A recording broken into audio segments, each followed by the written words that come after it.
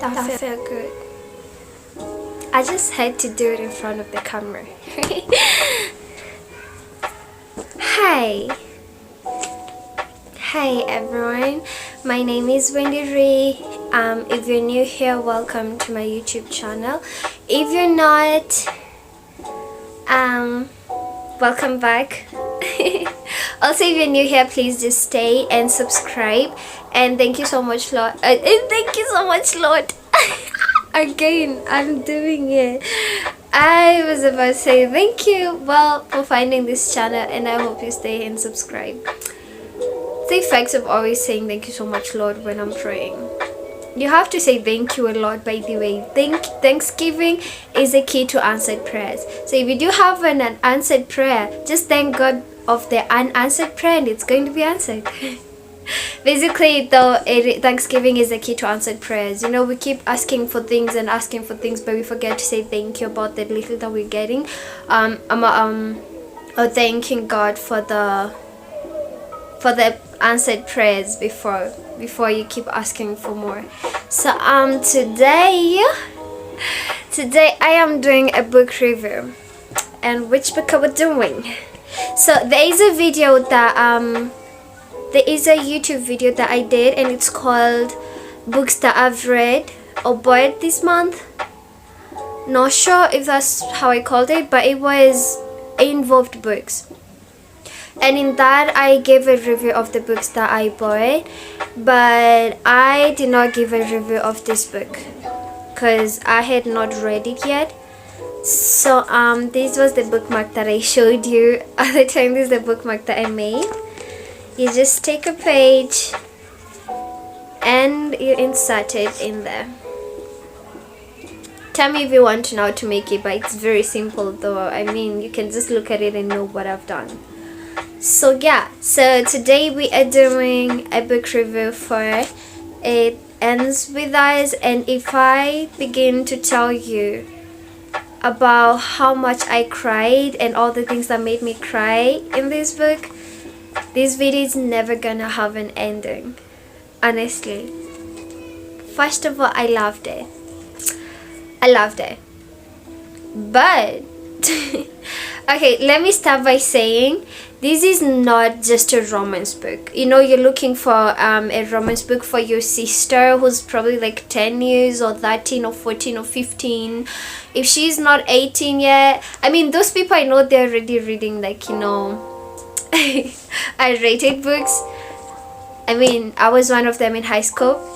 But if you're looking for a romance book for you know, a young one, this is not it is more than a romance book. Colleen Hoover is talking about so much more than just love in this book. There is abuse, there is violence, mostly domestic violence. We are tackling domestic violence in this book, and the title, It Ends With Us, relates to nothing that involves love. It relates to domestic violence and the pattern that was following that family, which was domestic violence. That was Lily's family. So it is about Lily. She's called Lily Blossom Bloom, and Lily Blossom Bloom owns a flower shop. That was really smart, Colleen Hoover. I mean, what? She's called Lily Blossom Bloom, who owns a flower shop. Like, come on. Come on. Other than that, I love the character. I did not fall in love with the MC. I did not fall in love with her, but I liked her. I liked her just about enough to, you know, feel everything that she's feeling. And then she finds this guy called Ryle Kincaid, who is a neurosurgeon. Now look at this. Lily finishes school. Did she finish school? Did she even go there? I don't know, but she moves somewhere and then she starts a flower shop. Oh, she's still in school. And when she moves there for studies, she starts a flower shop. And the flower shop just kind of, it blooms. Blossom blooms, flower shop blooms. It hits and it becomes a success, and so she's very successful. And then she meets Ryle Kincaid, who is not even 30 years old and is a neurosurgeon, a practicing doctor, practicing neurosurgeon, who is very successful too. They are so successful it will make you puke. Like, come on, there was nothing relatable about the life that they're living as youths. I am 20, I'm almost turning 23, and you know what, let me not say that, because there are people who are out there who are so successful right now, even younger than me. I'm aware of that. It's just that every single youth who was introduced in this book was successful. I am not coming against that, which is very nice, and it should be like that, but it has to be relatable. Let me start here. Lily Blossom Bloom starts a flower shop, and it becomes a hit. She meets Ryle Kincaid, who is 20, I don't remember the age, sorry about that. He is a practicing neurosurgeon, successful too. Ryle Kincaid has a sister. The sister is so successful that she only works in the flower shop because she's bored. She is married to this multi-billionaire guy, and they practically own a building. They own the building that they're living in.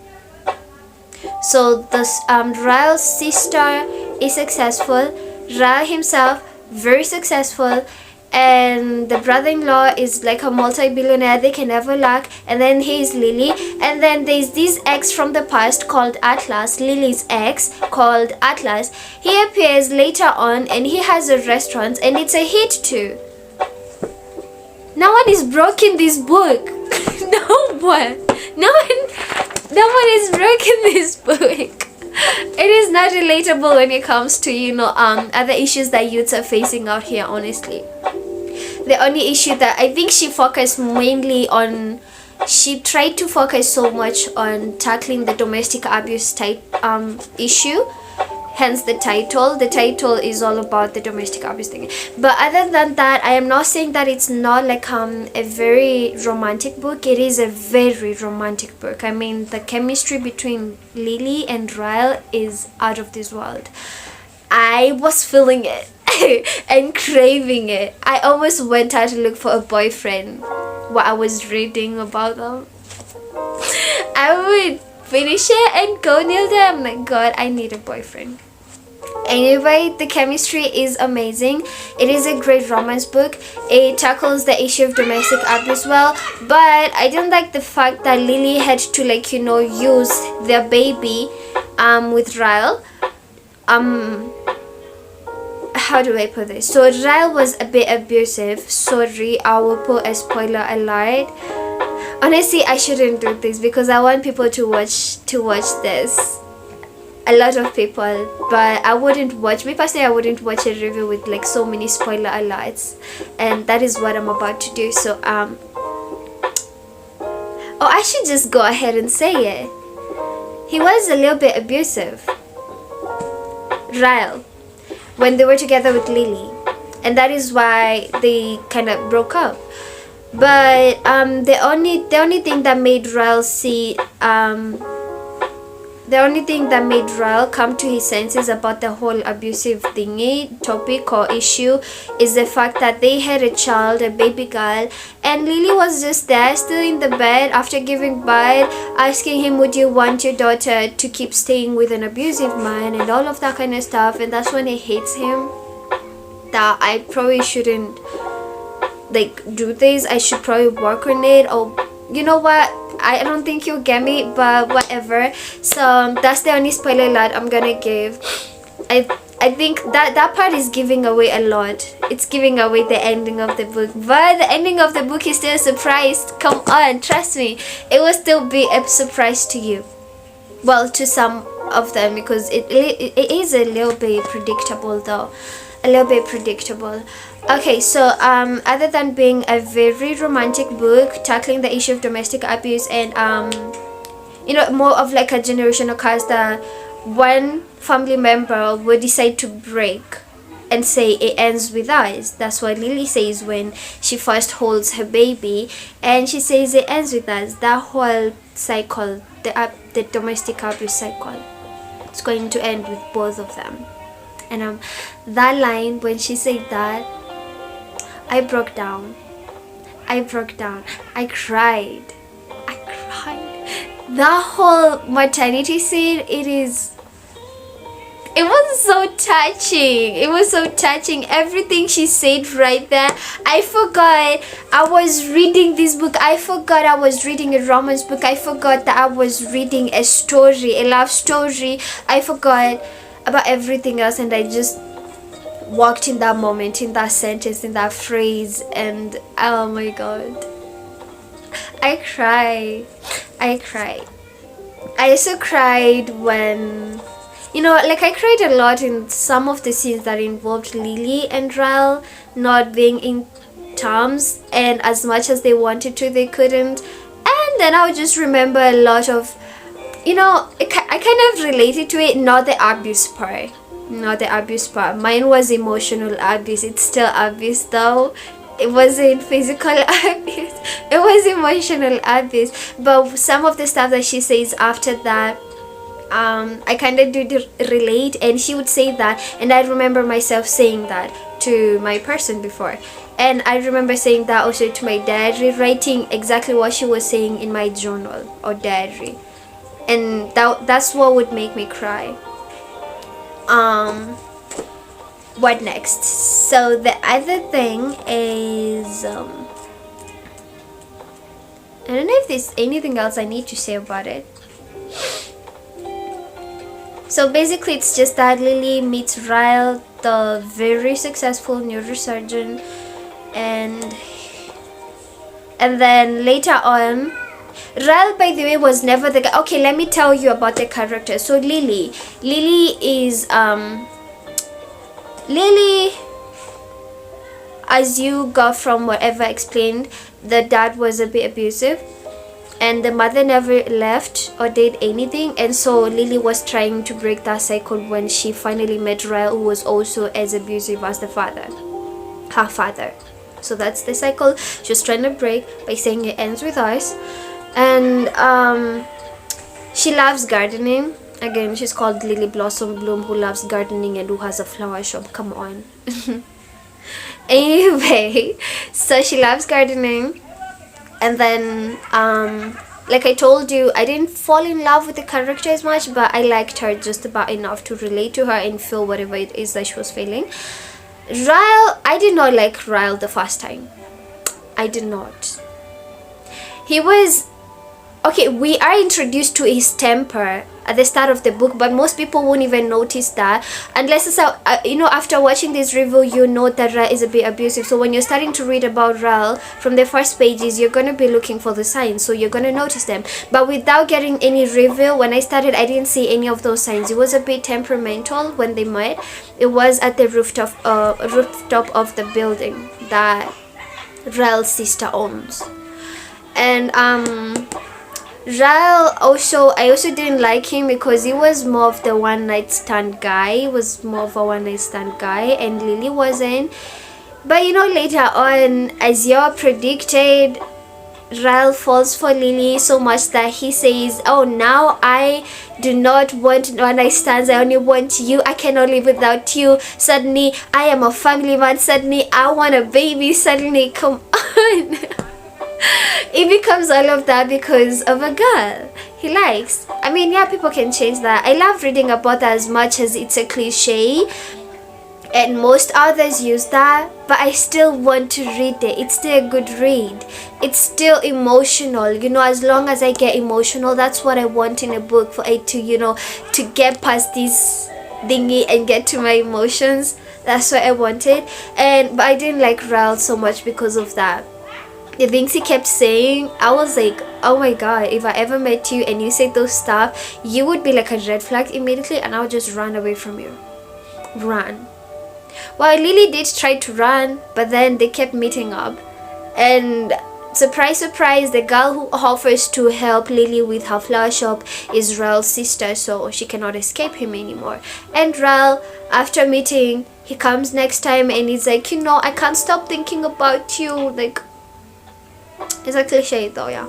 But I loved cliches, like I told you, as long as it's a good love story. No, it's not a good love story, it's a tragic love story. Tragedy. And that is why I cried a lot. You will cry. You will cry. You cry. So Ra, I didn't like him the first time.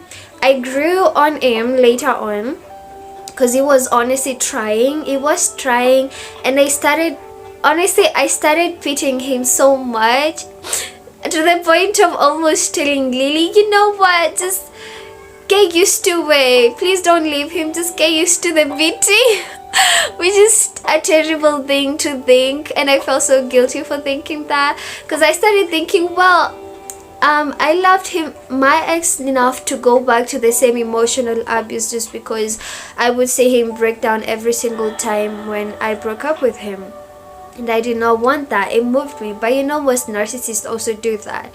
But Ra was not an... Was he though? There were a few characteristics of a narcissist there, but I wouldn't really call him that. But he was honestly broken. He had so much childhood trauma that he was... You know, that whole childhood trauma that broke him, he started projecting that on... in this relationship with Lily. That is what we told, before you go into a relationship, heal from all your trauma. Women are not rehabilitation centers for broken men. No, they're not. So heal from your trauma. And the thing is, he made her fall in love with him so much that she started thinking, oh, it's okay if I become a rehabilitation center for him. You know, it's okay. I love him that much. Do not do that to a person. Attachment is real. Attachment issues, that's a real thing, and it can make you to go back to all kinds of abuse, because you're so much attached to someone, or you love them so much that you're willing to ignore all the trauma that he hasn't healed from. So he had something happen in his childhood that he didn't heal from, that broke him so much. That broke him so much, and everything he got, and all the characteristics he got from that incident, from that childhood incident, he started projecting all of that in this relationship. So before, like I told you, it was more of a one night stand guy, so maybe he never got a chance to, like, you know, stay with someone and start projecting all of that kind of stuff into someone, because this was his first relationship, and they even got married and they even got a kid. It was his first relationship. He never had a relationship before. I pitied him so much, honestly. I pitied him so much. I cried for him. I wasn't even crying for Lily, honestly. I was crying for him. And then when Lily, you know, was like, when you hit me the second time, I'm gonna leave. And the second time happens, and she still finds a loophole. She still finds an excuse to, like, stay. And it was so valid.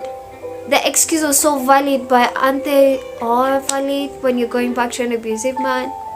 They feel so valid, they look so valid. And that's why I started crying for her too. And I started crying for both of them, because they're both so broken. They don't know what to do with each other. They don't know what to do with their emotions. They don't know what to do with their trauma, because Lily also has trauma from her childhood, from living in an abusive household. They don't know what to do with their feelings. And I'm here telling them, you know, I know what to do with your feelings. Get back with each other. Do not leave each other. I am so attached to this relationship. If you break up, you're breaking me. That's how much I got attached to them. So, okay, so there's Ryle. And then there is, 1 second, Lucy. Lucy was Lily's roommate before she moved out. Oh, and then there's Atlas. Atlas was a homeless boy before when they met with Lily, and he was Lily's first love. And as you guessed it, as you predicted, he comes later on, and they meet with Lily later on when Lily is already in a relationship with Ryle. She never got any closure with Atlas, and so when he comes back, she craves that closure. And even when she gets the closure, it even like confuses her the more. And she's already in a relationship with Ryle. But mind you, Atlas was the first love that she never let go of. And Atlas becomes like you see that name that is mentioned in a relationship and everything just explodes. Atlas became that name. Ryle hated Atlas so much. Atlas was also successful, but you know, before we showed his life before and how he was homeless and broken too. But he comes later on, he's able to provide for Lily. That's why he keeps telling her, because the first time he left because he needed to get his life together for her. And he comes later on keeping the promise of finding her, because he told her, I'll find you. But then he finds her the first time and she's with someone. The second time she's with someone again, and someone she really loves this time. Atlas is... I liked Atlas. He was a likable guy. Even though you try to hate him, you'll still end up liking him. It was just... he's lovable. Not lovable, likable. He's likable. That's it. Then there's Alicia. Alicia is Ryle's sister. Alicia is the girl married to the multi-billionaire, the ones who own half of the building they live in. Like, they own it in that, like, I move in this building and I decide to pay rent for all the rooms on the first floor and second floor and third floor. You get? And one of the room is their guest room. Like, this house I'm living in, this is the one I'm gonna live in. The next rental, that's going to be the guest house. The next rental is our storage room. The next rental, so they bought all the rooms in that. They ended up buying the whole of the top floor. You get? So yeah, Alicia is lovable. Her character is just lovable, honestly. She's someone you can easily like. She's also chippy. She is fun to be around. Sorry about that. I just wanted the flowers, honestly, and I kind of like the purple vibe because the book is purple with the same flowers. See, and I'm also wearing purple. So anyway, Alicia is lovable. She's chippy. She's so energetic. But she's also a little bit broken too. You'll understand why when you read the book. And then Alicia's husband, we didn't get that much about Alicia's husband to like create that kind of person in your mind. Someone that who has like a whole personality. So I think those are the main characters. And then there's Lily's mom. The one who was abused so much. She's just there to, like, you know, to take the plot to the next level, the story to the next level. And yeah, I think that's it. The book in general was good. It is a great romance book, but it also has, like, you know, scenes that of abuse basically, and steamy scenes like the stethoscope scene. Okay, so yeah, it's a great romance book. It's a good book that kind of reflects on abuse in relationship, both physical and emotional.